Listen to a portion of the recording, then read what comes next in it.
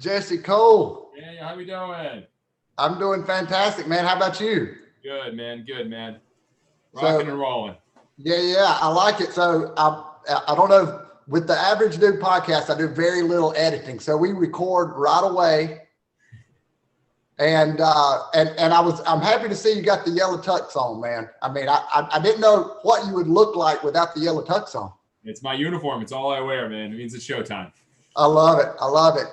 So I'm really excited to talk to you. I appreciate you spending a few minutes with me today, digging into your story. It seems like you're just blowing up right now. Is that in my head, or since I reached out to you, I see you everywhere I look?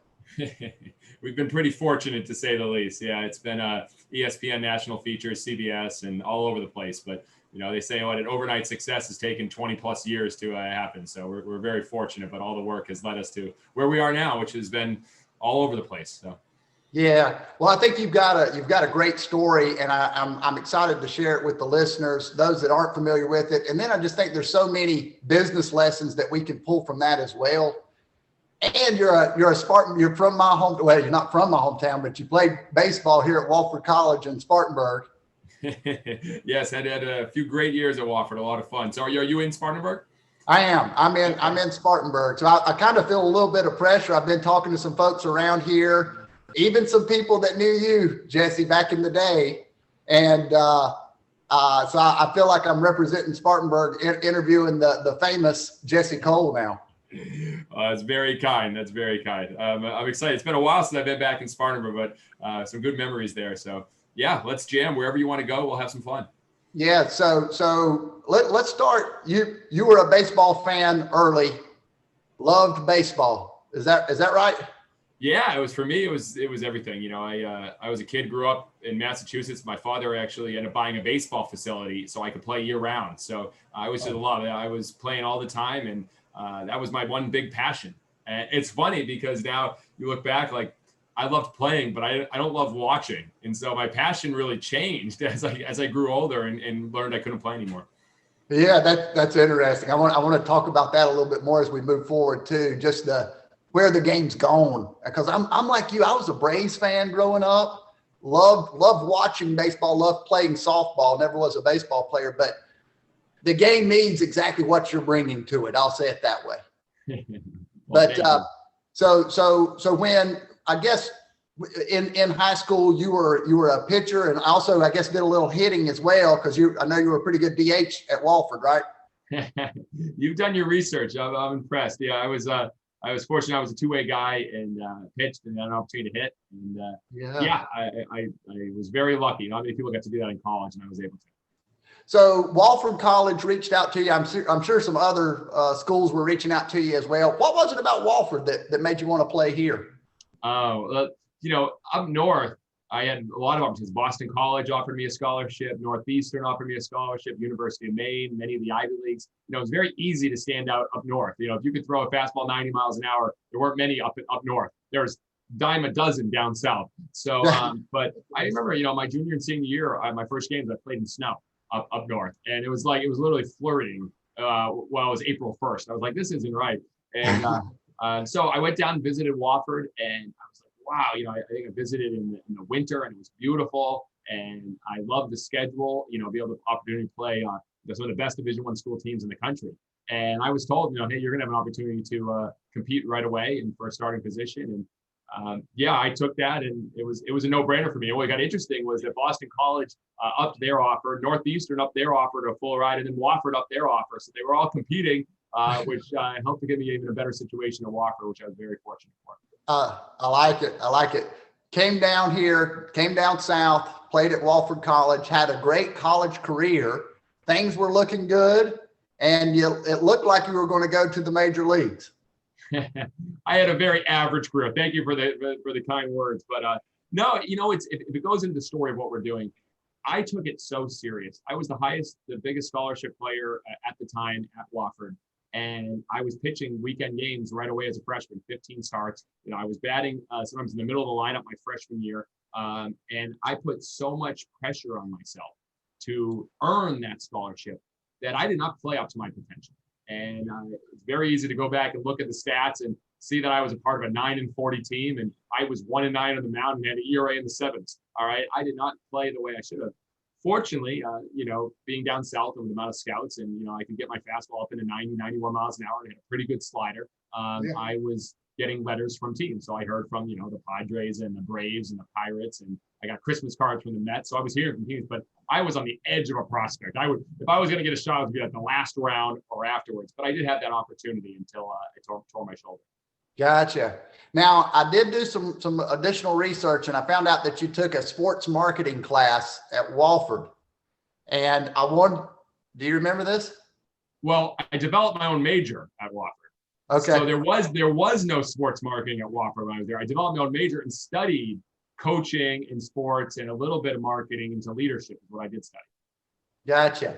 So I'm wondering when you had the injury and you realized that your sports career was probably going to come to an end, did you know that you wanted to get into something similar to what you're doing now? No, I mean, I think, and I'd love to know more of your backstory as well, but I don't think anybody knows. It's very few that know when they're a kid or even right in college, they know exactly what they want to do. I believe you don't know anything until you start doing it. And, we believe so much in doing and learning. Once you start doing something, that's when you really learn. And I never thought I was going to play baseball and then I was going to coach. Like that was what it was written up for me. I was going to play and then coach. And I remember I coached one summer in the Cape Cod League, and I'm sitting in the dugout next to the best players in the country. Most of them end up playing pro ball, all-stars. I got the best seat in the house, and I was bored out of my mind. And as a coach, you go from playing, you're pitching. So not even like playing in the outfield, you're pitching. You can control every pitch, what happens, the outcome, what you're doing. You're in part of every play. To all of a sudden, sitting in a dugout, not really playing any impact, like the fifth coach of a coaching staff of 5. And, I realized very clearly that I was bored and this wasn't what I wanted to do. I didn't want to be a coach. I wanted to feel like I could make an impact. And that's when I got the email about, one of the worst performing teams in the entire country. There you go. And I love that ESPN, the latest one, the one my brother sent it to me on Twitter. I guess he forwarded me the video, but the fans are having such a good time out there, aren't they? I mean, and that's what really impressed me about that. Almost makes you emotional watching it, just watching your story, watching the fans everybody's winning. The team's winning. You're building your brand, and the fans are having a great time. Well, that took a huge realization. And I think it's very easy to look back and say and you see the videos and see all the highlights. And yes, fortunately, we've sold out every game here in Savannah, and what's happened has been amazing. And you can see all the happy faces, but you got to realize that where it starts from, it starts from playing a different game as everyone else. And so what I realized, and everyone was competing on baseball. When I became a 23-year-old GM of Gastonia Grizzlies, again, a team that had 200 fans come to the ballpark, $268 in the bank account my first day. It was a joke. It was really bad. I realized that we could never be the best baseball team. You mentioned the Atlanta Braves, all right? The Atlanta Braves could potentially be the best baseball team in the world. They could potentially do that. They can play that game. As a college summer team at one of the lowest levels of baseball, you can never, ever win that game. And more important, you can never really make an impact playing that same game. So what I realized is that, with the great help from P.T. Barnum and Walt Disney and Bill Beck and his son Mike Beck, who I went to his conference and he helped me a lot, that we had to play a different game. The game we're going to play is not try to be the best baseball team, but could we be the most entertaining team, the most fun team? And we said, well, what would that look like? And we started crafting our experience based on that. And what ironically happened is when you focus on everyone having fun, the team plays better. And it's, you look at the Bananas now, we've won more games than any team in the league, 2 championships in 6 years, gone to the playoffs every year. And we don't focus on the baseball. We focus on the culture, the atmosphere, and the fun. And the baseball takes care of itself. Yeah. And you're so dedicated to that fan experience that you're able to try things that make you stand out. Nobody likes to stand out. Nobody likes to do things. I remember the one clip from the ESPN video where the newscaster, when they announced the name, it's the Savannah Bananas, and the newscaster's face, he's just like, seriously, and that people are going to be doing that and looking at you like that. How do you overcome that kind of judgment of others? Well, it's hard, and the reality is we didn't have any other options. When we first came into Savannah, as the story, There was minor league baseball there for 90 years, and baseball was failing in the sense of no one was coming to the games. And literally no one was coming to the games. And we came in and we were expected to fail. We sold 2 tickets in our first 3 months. And by January of 2016, we overdrafted our account. We were completely out of money and sleeping on an airbed. And that's how bad it was. And so, we realized that we had to do something that would create attention, that would be different, because no one knew who we were. And we knew people weren't going to love it. And I believe if you really want to do something big, you really want to make an impact, you're going to get criticized. If you're not getting criticized, you're playing it too safe. And most people try to fit in so much and follow the crowd that they're never able to stand out. They're never able to take the criticism. It hurts. It stings. We still get called a joke that they're making a mockery of baseball. We get called all that stuff. Yeah. But you have to realize, who are you for and who are you not for? Mm-hmm. And this took years to realize. And I started realizing that most people, most baseball teams, most sports teams, they cater their experience to the traditionalists. The season ticket holders have been coming for the last 20, 30, 40 years. Well, we didn't have that luxury in Gastonia, or especially in Savannah, where we had no fans to start. We had to start from a blank piece of paper and say, well, if we could craft our type of fan, what would we want? And we started saying, we want someone that's not in love with baseball, but they're in love with having fun. They're in love with dancing. They're in love with singing. They're in love with being a part of something. They're not afraid of going bananas and getting a little crazy. And then they might happen to just like baseball as well. And when we started creating that, we started doing things that we knew traditionalists would not like. The reality is, like, we know playing in kilts, the traditionalists don't like. We know that our banana ball game, where fans catch a foul ball, it's an out, and you can steal first, and there's no bunting, and you can't do mound visits, and there's no walks, all that, we know traditionalists don't like them. But you know what? There's a lot of people that we know do like it. And so I think the biggest thing I've learned is you got to put yourself in your fans' shoes. And that's whether you're me running a baseball team or anybody running any type of business. Often what businesses look is, how do they drive more revenue? How do they drive more sales? And how do they grow? What we ask is, how do we create more fans? And it's 2 different conversations. If you ask, how do you create more fans? You're going to do things that you want to see happen. You want to put yourself in the fan's shoes and say, all right, what would be great if I was a fan? And so for me, every day I go to our ballpark, I'm saying, what are those moments in the game where I'm bored? How do we eliminate that? How do we make it more fun? If I'm a fan, I hate getting nickel and dime at every game I go to. $6 for a drink, $8 for a burger. Are you kidding me? $10 for parking. What are you? No. So we made everything all inclusive. It's not the best business model, but it's what's best for fans.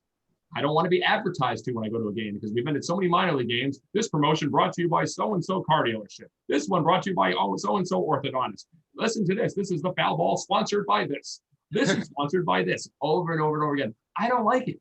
And I don't think fans like it. And I know my 3-year-old son, who goes on YouTube and might be watching a show, he says, Daddy, I don't like ads. Skip the ads. I want to skip the ads. Literally, my 3-year-old doesn't like ads. So why does every team do it? Because they're working to make money. We are working to create fans. And when you do that, the money, the revenue, the success, we've been so fortunate, has taken care of itself. Man, I'm going to have to listen to that back, man. You were on a roll there. That's some great stuff. And I love what you said. And I mean, if I'm in your position and I'm starting, and I've tried to do that. Okay, I'm Jesse Cole, and I've got this baseball team, and I've got to get fans in the seats. You would think I've got to find all the baseball fans.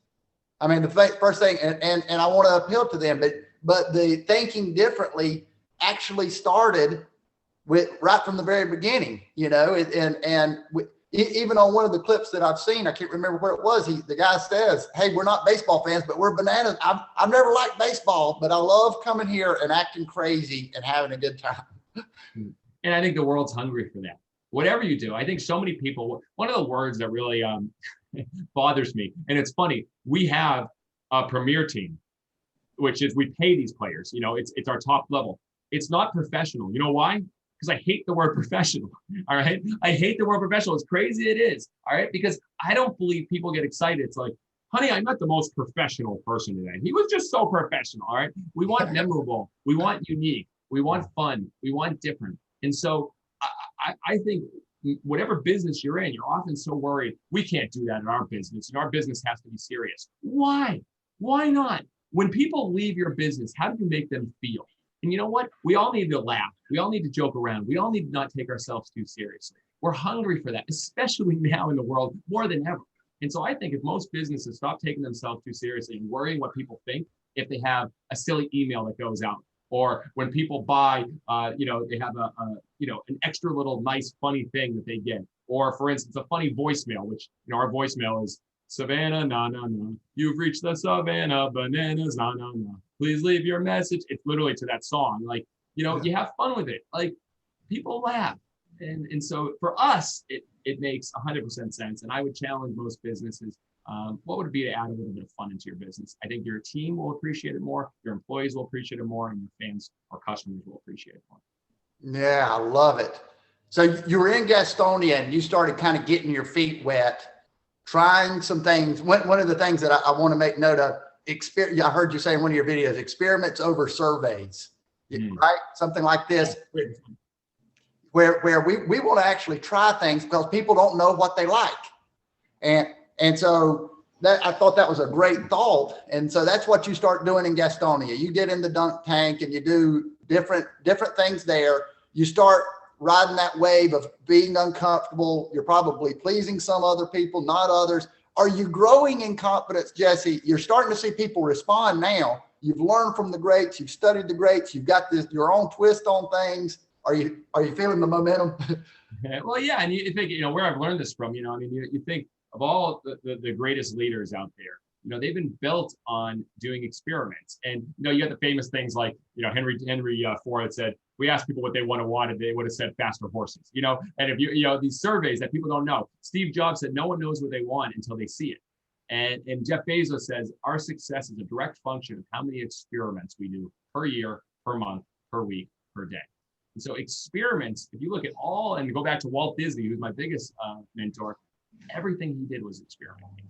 And so people, I think that is yes, in Gastonia, Salute to Underwear Night and Flatulence Fun Night were huge failures. I mean, Flatulence Fun Night, the whoopee cushions came in, they were the size of like silver dollars. They just gave us kids whoopee cushions, which you couldn't even hear the noise when people sat on them. We had a bean burrito eating contest, and it was just a silly, stupid night. And then we did Salute to Underwear Night, where we actually got a bunch of tidy whities that we threw out in the crowd, and we told anybody if they wore underwear over their pants or shorts, they'd get a free giveaway. And it was the most unfamily friendly night we could have ever done. I mean, people were wearing the nastiest underwear over their stuff. It was a disaster. I think 300 people showed up, including the news, and we didn't want the news there for that one. But that's how we learn. And so, for instance, at our ballpark, every night, we do at least one new promotion we've never done in front of a live crowd during the game. One new promotion in the pregame we've never done in front of a crowd. One new scoring celebration during the game with our players doing something they've never done before. And one new hitter walk-up, which we've never done before in a crowd. That's 4 new things every night. 3 of them usually don't work that well. But usually there's one where like, ooh, this could be magic. And that's the only way that you can continue to create fans, is if you continue to do new things that get people excited and they never know what to expect. I learned this from Grateful Dead. Grateful Dead, I was never a Grateful Dead music fan, but I'm a fan of what they did for business. They played over 5,000 unique songs. Every night they played different songs, and they had the Deadheads that followed them all over the country because you never knew what they were going to play. You never knew what they were going to do. It wasn't the same set list that so many bands do, the same set list promoting an album. And here's what you get. It sounds the same as the radio. It's nothing different. This is what you're going to get. The Grateful Dead broke down that. Same thing with Dave Matthews Band. We see ourselves as that type of act, that we want people to see something new every night they've never seen before. What if your business did that? What if your business looked at how do you create this new experience that people are like, wow, they keep trying to do new things to wow me. That's how you build loyalty.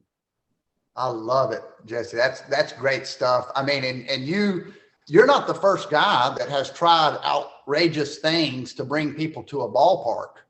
You just keep doing it and just do it. You 10x it, and really have it's a culture now, correct?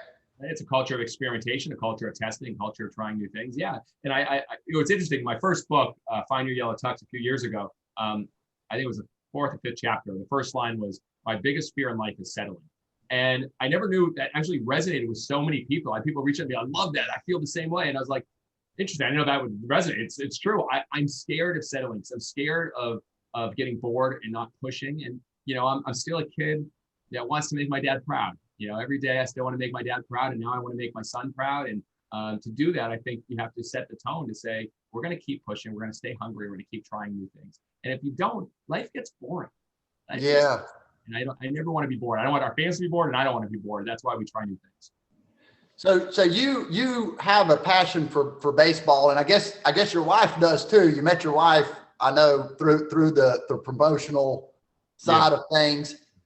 Do you carry that passion for baseball? Is that still part of it, or is this just kind of who you are? In other words, could you take this mindset and take it somewhere else and have as much fun as you're having? Probably. Yeah, it's all, and I don't think it's a passion for baseball. I have a passion for what the baseball experience can be. And we're not there yet. I have a passion for fans and for creating, having moments like, I never forget when we did our One City World Tour. And yes, you heard that right, a One City World Tour. And we went to Mobile, Alabama with our premier team. And I'll never forget, so fortunate, sold 7,000 tickets, 24 hours.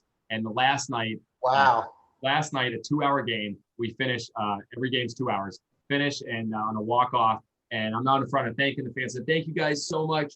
You guys have been great. We're going to come back next year, but we got one more surprise for you. Boom. Lights come off, and then surprise fireworks show. I always love surprise fireworks shows. Don't tell, we can sell the tickets. Let's surprise you, Nets. So we do a surprise fireworks show. And I had the Greatest Showman soundtrack. We actually did a whole choreographed thing too. And 7 minutes, and I'm there. I'm hugging all the players. Like, we did it. And, I look up in the crowd, and I see a mother with her arms around her 2 kids. And you could see, because I walked right by her, she had tears coming down her face. And I knew at that moment that she felt that she was together with her kids at a moment that she would not forget, and hopefully her kids not forget. That's why we do those things. It's not a passion for baseball. It's a passion for creating those moments that are going to be unforgettable, that people can look back and say, I got to experience that at the Savannah Banana show, and we'll never forget it. I love it. One of the other things that I wanted to talk about, so when you got the Savannah Bananas, again, it's not a success at all. From what I understand, the previous owner was complaining. I thought this was key too, was complaining about the stadium. Oh, we need this, we need that. And then you took it over and quickly flipped it on its head. Somebody that I talked to down in Savannah that experienced this said it was like the Popeyes chicken. It went from nobody ever heard of Popeyes to all of a sudden everybody's eating a Popeyes chicken sandwich.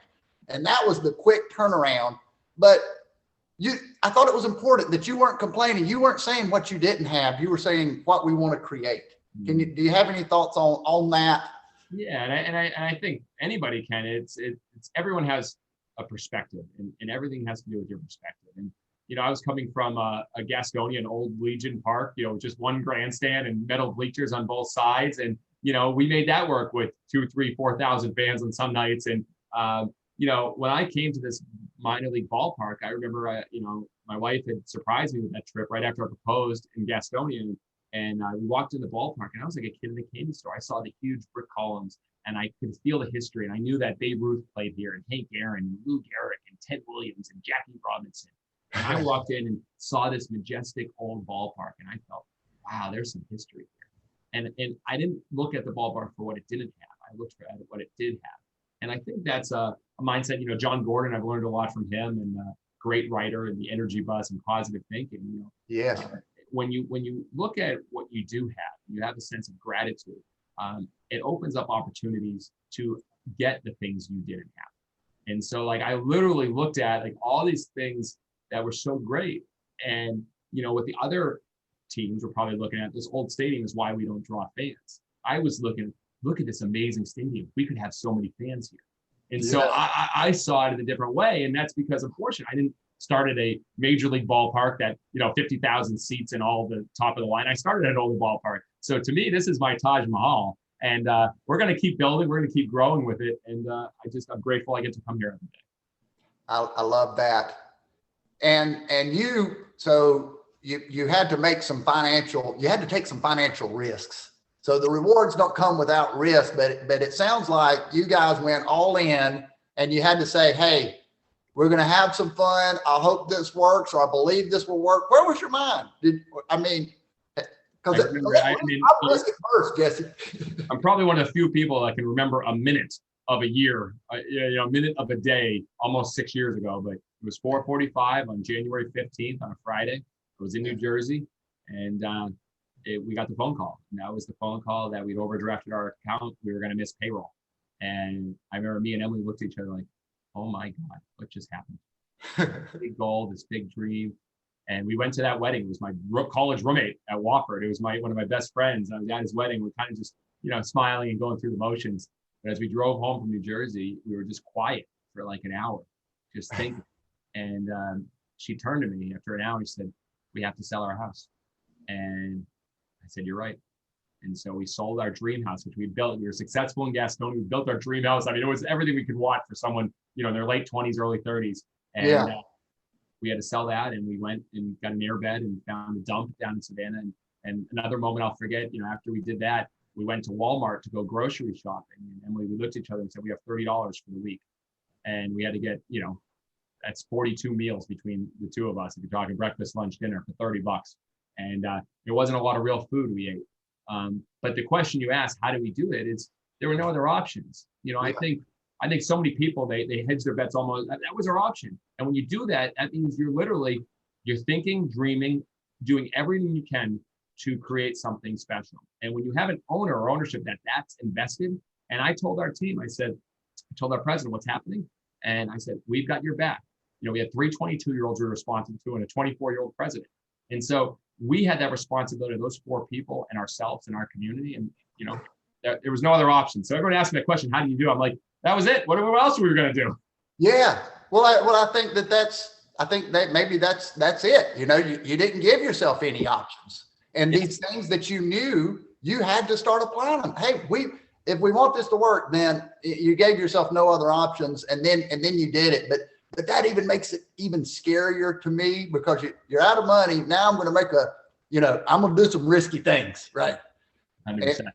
And so that's almost makes it double. But I love nothing to lose. We were at rock bottom. What do we have to lose? Might as well become the Bananas. Might as well have a senior citizen dance team called the Bananas. Might as well have a breakdancing coach. Might as well do all these crazy things. What do we have to lose? What are they going to say? They're not going to come? We already have. I love it. And I guess we all have this, there is nothing to lose. I do some LinkedIn videos and things like that. And I will worry. And I'm thinking, nobody cares. Nobody cares if I make a fool of myself or whatever the case might be. Are you there? Did I lose you? Stop for a second. Okay. I got you. All right, we're back. Sorry. Okay, and we're back. And we're back. Yeah. Okay. There we go. I'm back. Yes, no, and all that. I wrote 159 blogs before I posted my first one. What? 159 blogs before you posted your first one. Yeah, 159. Wow. I posted the first one. You know what happened? Nothing. What? You know what happened? Posted the second one. You know what happened? Nothing. I was okay. I'm going to go back to what we were talking about earlier. You learn by doing. Yeah. And so many of us are so afraid of what we do, what happens. You just got to start doing. And, I look at like so many teams, like, how can you do so many promotions? I'm like, fans forget about most of them. There's some that are really memorable, but like you get to the next game, you're next at bat. I mean, do you know who had more hits than anyone in Major League Baseball history? I don't know. Pete Rose. Yeah, I was going to say Pete Rose, but I was afraid I'd be wrong. No, he had over 4,000 hits. He also had 14,000 at bats. All right. He came to bat more than anyone else. Of course, he's going to have more hits. But, you don't know Pete for all his outs. You know him for his hits and his other stuff. That's a whole other story. But was it Hank Aaron that had all the strikeouts, Jesse? Who was it? It's Reggie Jackson. You don't know him for his strikeouts. You know him for his home runs. So you've heard me talk before. But it's he's known for his 3 home runs in Game 6, the 1977 World Series. It's Reggie Jackson, Mr. October. They don't remember that. People don't talk about Amazon Fire phone. They don't talk about it. They talk about Prime. They talk about Alexa. That's what they talk about. Right. Yeah. No, you're right. And the sun comes up tomorrow and we've got to play another game tonight and we're going back in. We're going to try 4 things again or whatever the system is. I don't know how long you've had that in place, but I like the fact that, hey, it's not just one new thing. That'd be too easy. We're going to try 4. And that way we're almost sure to fail on a couple. Yeah, and it's not really failure, it's discovery. Failure is such a negative word. You learn it as a kid. Did you fail your test? Did you fail? You got the big F. Like, you look at failure like it's the worst thing. Stop talking about failure. Just say, what'd you discover today? What'd you learn? What was different? What didn't work as well as planned? You have those conversations, then it's okay to do more of that. We gotta stop saying failure is the worst thing that can happen. You're not gonna fail. Even the biggest failure in the world is not a failure because it will help something later in life. And I think it's gotta change the conversation again. I like that. So let's talk about getting the right people around you. So you obviously you found the right mate. Y'all are on the same page. She supported you through this, and now you've got to get the right staff around you. And I don't know how you get players or how that even works, but these players are willing to put themselves out. You've got everybody kind of buying in. So does that happen before or after they get around you? We had very little buy-in in the beginning, actually zero buy-in. Buy-in again happens by continually doing the right things at the right times over and over again, and being true to who you are and what you stand for. And buy-in happens when you cast the vision over and over and over again, and when you're repetitive on it, and your whole team is saying the same thing over and over again. That's when you get buy-in. You lose buy-in when someone says something and does the other thing. You lose buy-in when your owner says, we really care about the fans, but then they make all the decisions based on driving profits. That's when you lose buy-in. You have to be so intentional and so authentic to get buy-in. So how does buy-in happen? At first, we didn't get it because we hadn't earned the buy-in. Of course, no fans bought in because they hadn't seen our experience. Of course, all players were skeptical. The Bananas, is this really who I'm going to play for? There was all this skepticism. And then they started to see what we cast that vision. We would tell that. So the biggest aha moment happened for us this year. I spent a couple hours writing a Bananas orientation or planned it. And I would cast this vision and present to the team before they even put on a uniform. Hey guys, this is how we started. This is how the Bananas started. Selling 2 tickets, coming to the city. We were told we were going to fail, all of that. But we had this vision of this fans first experience. And here's what happened. Here's where we are now. And here's where we are going. And I paint that whole story for them. And then I say, guys, just so you know, and you can ask anybody on the team, on May 27th, I had the whole team, and I go, guys, I just want to share with you how this season's going to go. I go, here's what's going to happen. I go, in about 2 hours, fans are going to start lining up for the ballpark on opening night. I think it was the next day. So on Thursday opening night, fans are going to line up around 2 o'clock, 3 o'clock for the game. There's going to be thousands of fans ready to come that are coming from all over the country. I think every night you'll have fans from about 20 to 30 states that are going to come into our ballpark that flew in or drove hundreds of hours to come see you play. We're going to lead out there an hour and a half before the gates open. You'll see hundreds of people lined up, and we're going to come out there with the band. We're going to be playing music, and you're going to see the Bananas, and every player is going to go out there clapping. And you're going to look at the entire fans, and you're going to see half of them are going to have their cameras up videotaping this because they can't believe what's happening. The other ones are going to be awe. They're going to be clapping and cheering. All right, and then you're going to line up. We're going to do this whole dance. Hey, baby. We're going to get fans all excited. Then we're going to do a countdown, and we're going to open the gates. And we're not only going to open the gates. Fans aren't going to walk in. They're going to run into their seat. They're going to sprint in. And then you're going to high five every single fan all the way down and realize what this is, and it's bigger than baseball. Then here's what's going to happen throughout the night. Most games, it's just a regular pregame. They play music. We're going to have nonstop promotions, nonstop entertainment. You're going to get in the crowd. You're going to deliver roses to little girls in the crowd. You're going to dance on the dugout. Fans are going to be standing for most of the game. They're going to be singing. It's going to be the most electric environment you've ever seen. Then we're not going to realize, well, we won the game big, and we go out to the front plaza after the game, the whole team, and we greet the fans as they leave. And you'll realize you'll get asked to sign hundreds of autographs. And some of you will get down to your knee and ask kids for their autograph before you even sign theirs. And after we're doing that, the band is performing, fans will leave, and they'll be blown away. And you'll walk in, we'll say 1, 2, 3 Bananas, and it's going to be amazing. I go, that's how the first night will go. And then it's going to go out throughout the summer, but you're going to have more people coming in from all over the country every night. It's going to be bigger and louder. And you're going to realize, wow, we're winning more games than every team in the league. Oh my goodness, we're going to the playoffs. And then we're going to announce playoff tickets. And when we announce playoff tickets, here's what's going to happen. They're going to sell out in just hours because people are fired up. They're going to travel again from all over the country to come see you play. And then all of a sudden we're going to the playoffs and we're going to win the first round. We're going to win the second round because we have the best record in the league because we just happen to play well because of the excitement and the energy. We're going to have the biggest electric crowd for the championship you've ever seen. And what's going to happen is those 4,000 people are not going to be sitting the entire game. they're going to be standing to watch you bring home a championship because they were a part of something. And when we rush the field and catch that last out, it's going to be the loudest environment you've ever been part of. And you're going to be hugging each other, guys. And we're going to have champagne and celebrating. And you're going to be emotional. You're going to be crying that we were just a part of this. And then all of a sudden, as we go pictures with all the fans, and the fans are all celebrating, and we're getting big pictures, and you're like, wow, I can't believe I was a part of this. And I'll say one more thing, guys. We got a surprise fireworks show for you. Are you ready for it? And the fans go nuts. We put a surprise fireworks show. You're hugging. We go out to the plaza. The fans never want to leave tonight. They stay for an hour plus. And you were looking back emotional, say, this was the most fun I've ever had playing baseball. This was the best summer of my life. That's how it's going to happen. You guys with me? Woo! And so I paint that to them. And what happened? The picture. And what happened this summer? Pretty much that. All of that. That thing happened. And I'm not saying I manifested it. I'm saying it was a team that came together and did it. But when you paint a vision, you paint it crystal clear with the details of the fans coming from all over and how it's going to feel. People know what they're going after. And I think so few owners can cast that detailed vision because they're afraid they might be wrong. If I was wrong and we didn't win that championship, we didn't have all that, would I have been right enough to create an experience? Like I told the guys, I want this to be the most fun you've ever had playing baseball. I want this to be the best summer of your life. Would I probably got pretty close? My guess is yes. And that makes it worth it. And that's why I spent that entire hour, I spent that time with you right now to show what it looks like. Because that vision, no one gets a uniform without me going through that vision. That's how you get buy-in. You cast it, and you get people that believe in it, and you go all in on it. Thank you so much for that. You know, I was just having a conversation. So we've got a little networking group here, and it's different companies, but we're talking about just what you're talking about right there, painting that picture. You can't say, hey, let's have a great networking group. Nobody knows what that looks like. Okay, well, what do I do? You know, how do I change? You painted the picture. You said, this is what's going to happen. And you get that buy-in, you get that vision, you get everybody. I love that, man.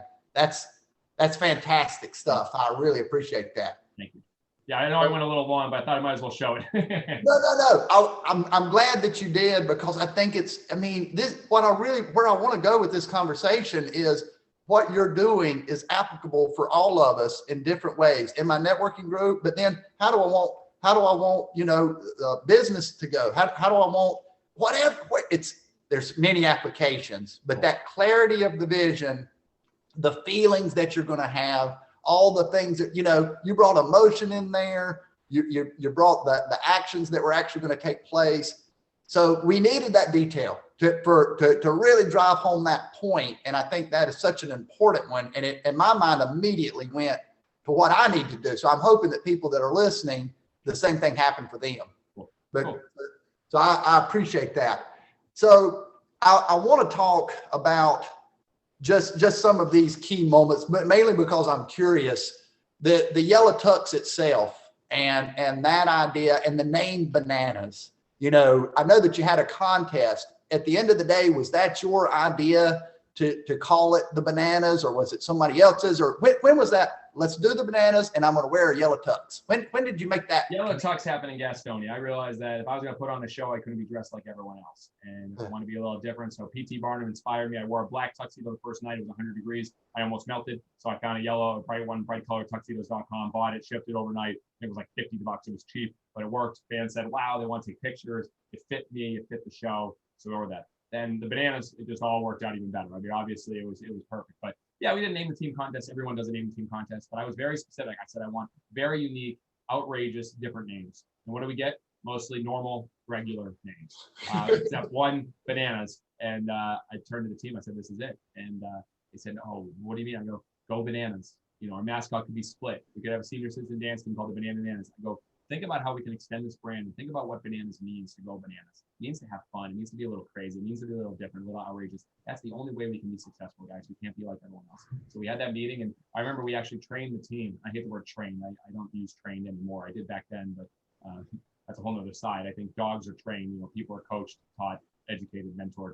So we don't use training around here. But we spent 2 days, and we talked about how to handle all the negative criticism. When fans say this, what do we say? When fans say this, what do we say? We literally went with our whole team and we mapped it out. Did we get that criticism? You better believe it, but we prepared for it. And we knew that it was right in the end. And fortunately, it turned out to be a good brand. Absolutely. Yeah. So you prepared them. You prepared them for what might be coming, how to weather the storm. and had them visualize that as well. Oh yeah, again, and we're still working on this, but that's why we do rehearsals on everything. We rehearse everything, we prepare, we plan, and then we have a lot of things we don't. But that is our rehearsal. Sometimes our rehearsals are live in front of the crowd. But what we watch is what I pay attention to is when I'm in the crowd, I'm not necessarily watching what's happening on the field. I'm watching the fans' reaction. I'm watching how they respond to it. I'm watching, are they laughing? Are they singing? Are they paying attention? If I ever see someone go to their phone not to take a picture or video, I feel like I'm failing. And it's crazy and it's paranoid. But I feel like if I can't keep people out of their phones to either texting or watching something, we aren't entertaining them enough.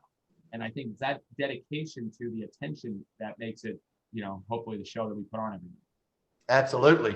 Experiments over surveys. I don't need to give you a pen and paper. I'm going to watch how you respond to what we're trying out here.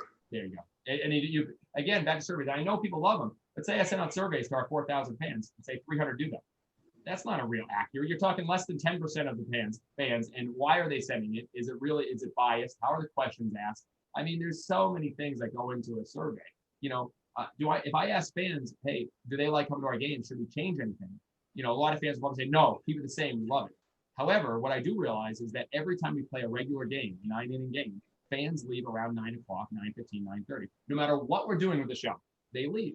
So they are showing us. It's literally why we videotape our fans every 30 minutes. We have videotapes and we see what the crowd looks like when they're coming in, when they're leaving. And we keep track of when fans leave. Because any survey in the world, not going to say make the games faster. They're going to say, no, we love the Bananas game. Or not any survey, but they're going to say we really enjoy the show. They're not going to say that. Yet they're leaving early. And baseball is one of the few sports people can leave in the middle and say they had a great time.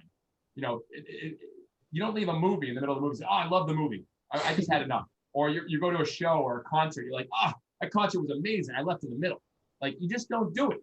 But in baseball, you do it all the time. To me, by watching, we realize that we need to fundamentally make the game a lot faster. And that's why we developed Banana Ball, and that's why we're attacking those things by watching our fans, not by sending surveys. Yeah. And Banana Ball is kind of a, hey, we want you to have fun from the time you sit down to the time you leave. And if it means altering, grandma's apple pie recipe, then that's what we're going to do. 100%. And if I can so from a financial standpoint, my mind's going in like 100 different directions, but from a financial standpoint, you said it's an all-inclusive deal. So if I go to a Savannah if I go to a game, I pay my money, I'm going to eat, I'm going to drink. How do I limit that? And when does the money start working out? Create a product and experience that fans feel like they're taking advantage of, and the money will actually work out. So, it's $20 all inclusive. So all the burgers, hot dogs, chicken sandwiches, soda, water, popcorn, dessert. That is so cool, man. And we don't shut it down. Most teams, it's all you can eat for this group of people for till the 7th inning. Like, no, keep it open the whole time. They'll have more burgers. So what? Have more burgers. I don't want people to ever feel cheated. And so, how do numbers work out? Well, it's very simple. We have tickets, we have merchandise, and we have the extra food and bev, which means we can't give away alcohol. We do have some package, but we can't give away alcohol in all of our tickets. Right. And premium items. So there's like nachos and French fries and chili cheese fries and ice cream. All of those products are set. So, have you ever been on a cruise, Daniel? Yes. All right. Do you like cruises? I thought they were pretty good. It's a little to everything's planned out. I like a little bit more, Freedom. Yeah, freedom. What I learned about the cruise industry, you pay your ticket, you get all your food covered, right? Yeah. And you get all your entertainment covered, all right? And you pay for alcohol, you pay the casino, you pay these other things. When you go on a cruise ship, you feel like the value, most cruises, like, wow, all the shows, all this food, I can eat all this food? Like at dinner, I'm like, I'm going to order the steak, the shrimp, like, you're going to get 3 entrees? I'm like, yes, I am. Like, I'm that guy. I definitely, it's such a great value. But I will buy other things. And I think what happens at our ballpark is fans feel like, I can't believe I get the show, free parking, and all my food for free for $20. I'm going to go buy a shirt. I'm going to buy a hat. I'm going to buy a beer. I'm going to buy whatever. And I feel like, again, people want to buy, they don't want to be sold. And I think so many times we're trying to sell. We just let it, people want to buy some extra stuff, go at it. And what's happened in our merchandise, we've become a 7-figure plus brand in just merchandise per year, and it's wild. And I think it's because people believe in what we're doing and who we are. So the numbers work out okay. We have no sponsorship revenue. People think we're crazy on that because we eliminated all of our ads. As we said before, we have no ads. We have one ticket price. We could charge 30, 40, 50. I mean, in the USA Today, they published a story, and I learned about this guy from New York that spent $150 on his ticket, and people were spending over $100 on StubHub and ticket vendors to come to our games, which is regular. So could we charge 30, 40, 50? Probably. It's not fans first. We're not going to raise prices just to raise prices. We'll raise prices if we add outrageously to the experience. Then we'll raise prices. I absolutely love it, man. That's just brilliant. And because they're having a good time, I agree with what you said. I mean, even on it's a summer league baseball team, and people have they have the stuff. They're wearing the bananas around their shirts. They're dressing like bananas there. And I'm sure you sold that to them. Yes, I mean, 100%. You can't go down to the local store here in Spartanburg and buy a bananas shirt right now. So you have to buy it at your ballpark. Just wait. Just wait. It's happening again. People want to buy it, want to be sold. I mean, we're getting reached out to by national retailers now. We're getting reached out to by airports. We're getting reached out to. I've never imagined this, but if you do things for the right reason and you do it pretty uniquely, you get opportunities you never thought you'd have. And every day I pinch myself on the emails or the calls that I get from people I never thought I'd hear from. They want to be a part of it. And again, I wasn't reaching out trying to sell them. We're just trying to create something special and unique for our fans. And I think people want to be a part of that. Yeah, you can't visualize everything. Some things you didn't see coming. No, and that's fine. You visualize, you're very clear on who you are, what you stand for, fans first, entertain always, and the experience we're trying to create. And then new opportunities come about that you say, can this be more fans first? And that's how every decision we make. Is it fans first? If we're going to make adjustments to the stadium, we're not doing, hey, how do we make more money? We're saying, how do we create a better fan experience?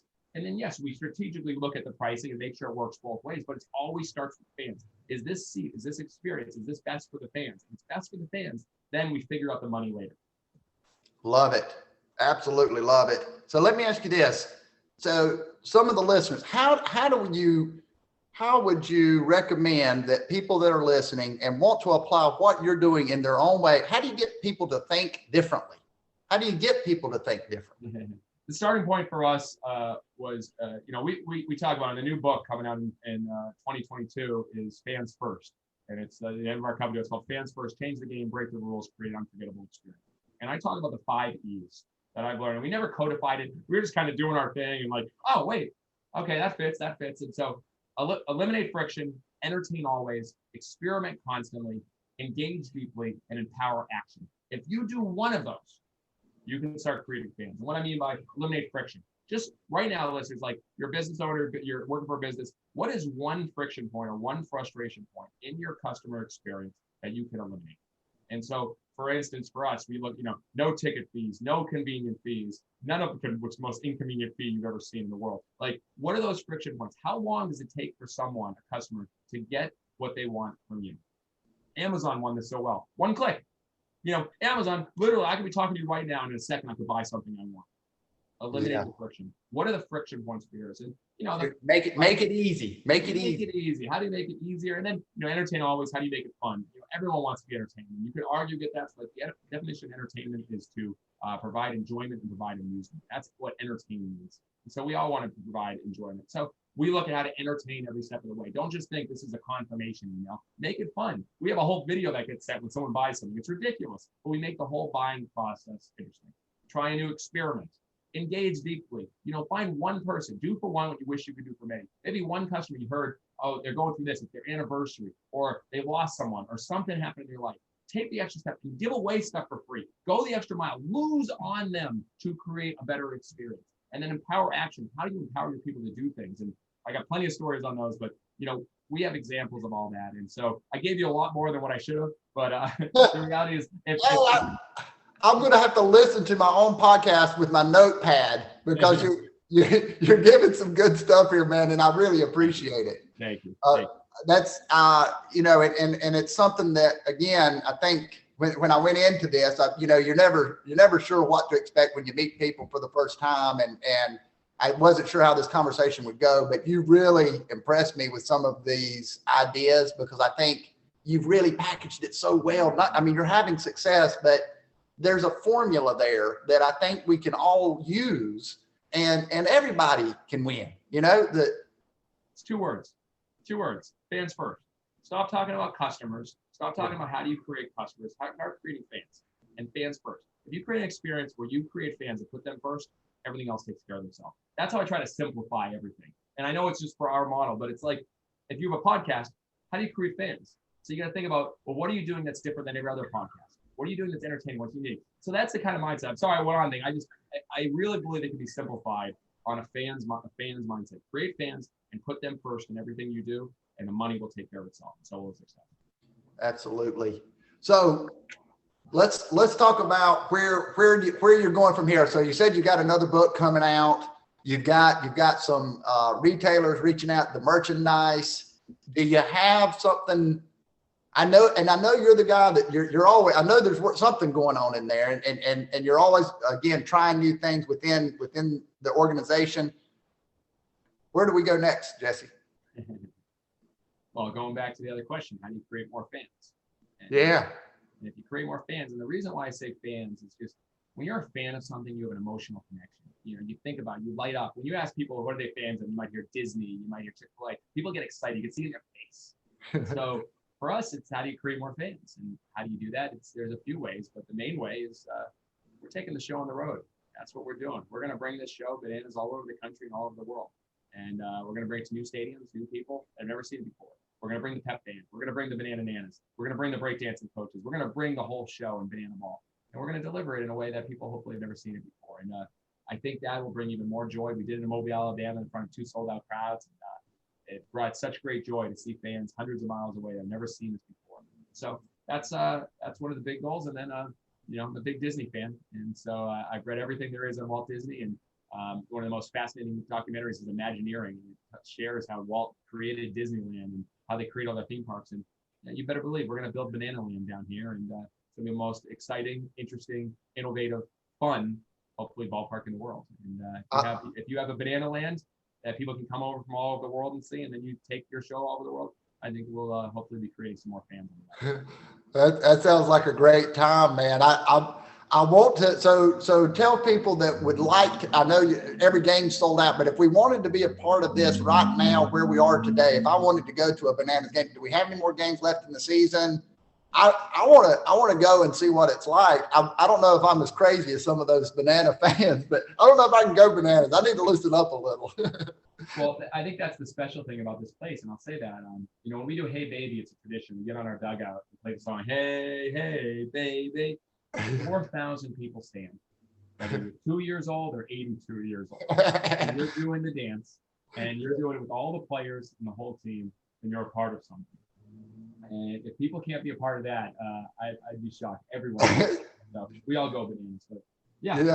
That's so how do people get involved? The question was, obviously, I believe people like to buy, they don't like to be sold. So, hey, you can find us easily on Savannah Bananas website. Yes, I think the wait list is now over 12,000 for tickets. So the next 2 games are sold out. But the good thing is on the wait list, as soon as we announce tickets, you do have an opportunity. It just has to be quick. You have to be able to respond quickly and when there's tickets. So tickets, and then obviously we have the banana stand and banana gear. So there's ways to get involved. And I know you've got a book that's already out, and the name of that book, and I should have that in front of me, but I don't. But if people wanted to get that book, sure, find your Yellow Tux, and that's easy to find. If you search Yellow Tux on Amazon or Google, you'll find me pretty quick, and you'll find me. You put in Jesse Cole right now, and your internet, your browser will blow up, your search engine. It's crazy. It's been fun. Hey, it's been a lot of fun. Thanks for joining me. And all right, have a good one, Jesse. Thanks so much. Take care. See ya. Bye.